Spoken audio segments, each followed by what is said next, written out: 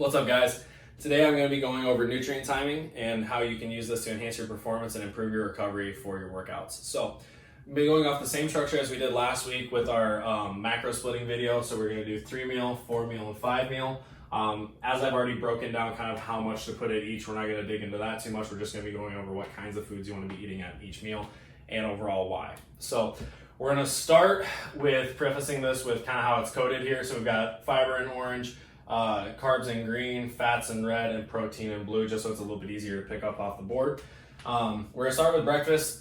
Same across the board here, relatively. You wanna have a good amount of fiber. You wanna have things that are a little bit lower glycemic, so you're not getting this big energy spike and then crash mid-morning like you would if you're doing a lot of sugar at breakfast.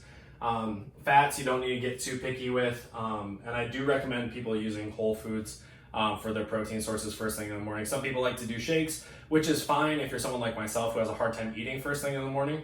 A whey protein shake with your carbs and fats in there as well, just kind of well balanced shake can be a good option if hunger is an issue first thing in the morning. But overall, most of the time you're gonna get better results from a satiety standpoint if you're eating whole foods. That shake's probably gonna get through you a little bit quicker. You're gonna be hungry again in an hour, which isn't great if you're only eating 3 meals throughout the day. If you're looking at a 4 meal and 5 meal split, that can be something that you can look at if hunger in those later meals is an issue.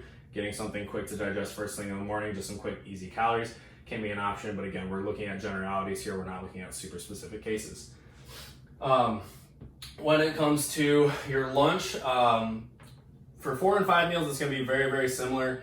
3 meal split, it's going to be a little bit more specific in terms of what you want to be actually eating at these meals. So with the 4 and 5 meal splits with lunch, you're going to be able to get a little bit more fiber in because it's not going to be as close to your workout. If you're using that lunch as your pre-workout meal on a 3 meal split, you're not getting a whole lot of fiber because then you might develop some GI distress during your workout, and it might just be sitting in your stomach a little bit too much when comes time to work out if you've got a lot of fiber in there.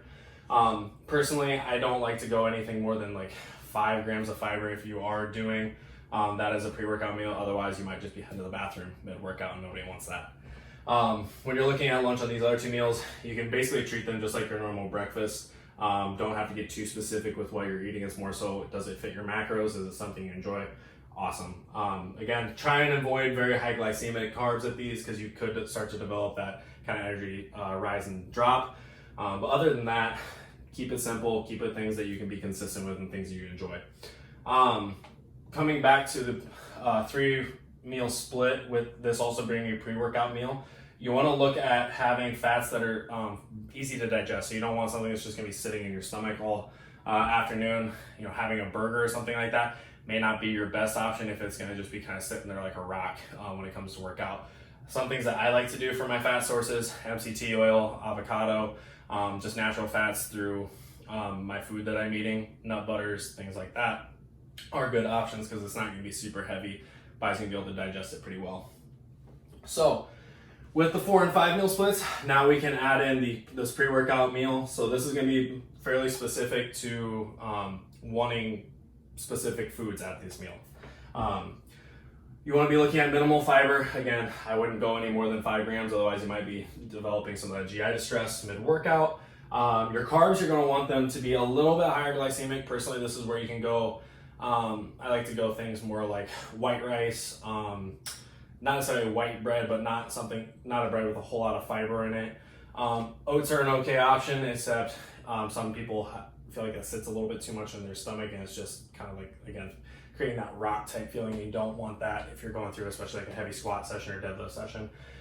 So looking at things that are just going to get through your stomach a little bit quicker, know your body, know what foods work well for you. You're going to be looking at fat sources that, again, are easy to digest: MCT oil, avocados, things like that aren't just going to sit and slow down digestion and give you a whole lot of acid reflux issues or anything like that as well. Protein on this meal can be real food or a shake. Again, this really comes down to what workout you're doing, what foods you respond well to. If whey is something that gets through you quick and you don't feel like you need a whole lot in your stomach before you work out, it's a good option. If you want something that's going to be sitting in your stomach but not super heavy, I would go with something like chicken breasts, leaner ground beef, ground turkey, things like that, that aren't just going to be super fat laden. going into post-workout now, we've got post-workout shake here on 5 meals. We've got a full post-workout meal here, and we've got a full post-workout meal here. So we'll go over the meals first, and then we'll get into the shake. So for the meals, you want to have little to no fiber. That also goes with the shake. But when it comes to meals, it gets a little bit tougher to cut out the fiber at times. So doing things like white jasmine rice, even some sugar fruits, things like that are going to be okay with that post-workout meal.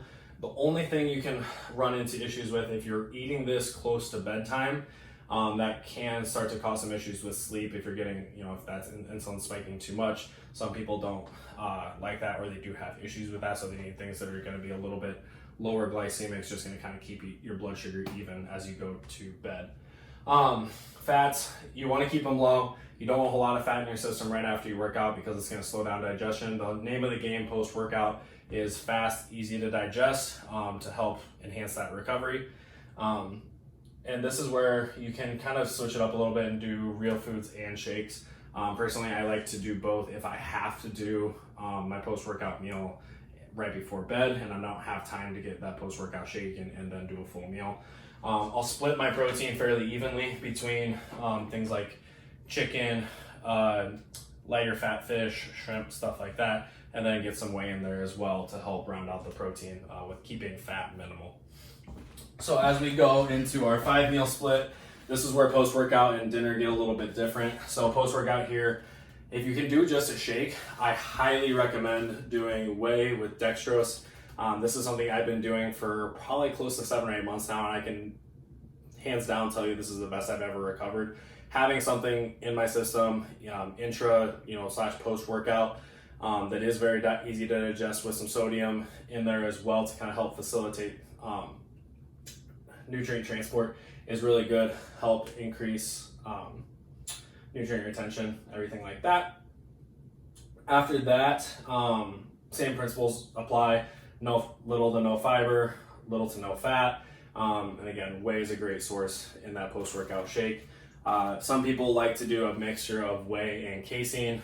Personally, I've never done this. That is something to consider though if you want something that's not going to be just kind of super light. You want something that's going to maybe keep you tight over for a little bit if you're not able to get that dinner in for a while afterwards. Otherwise, I would just say stick with whey. When it comes to dinner on this 5th meal day, then you can basically go back to having a normal meal just like you would with your breakfast and lunch. You can get some fiber in here. You can get any real fats in that sit well with you. Lower to medium glycemic carbs, and then just get your real food in. You want to make sure at least half of your protein, if not 3/4, is coming from real foods. Is it going to kill you if you get 75% of your protein in from whey? No, or another protein, powder like that. No, it's not going to kill you. It's not going to really harm anything, but it's not really optimal. You're going to be missing out on some micronutrients that you're not getting from your real foods. So this is just kind of some general recommendations. Some of this might have been a little bit redundant as we're going across the same meals across 3 days, but a lot of these things are going to be applicable to many different situations. So if you have any questions or any comments, drop them below, and thank you.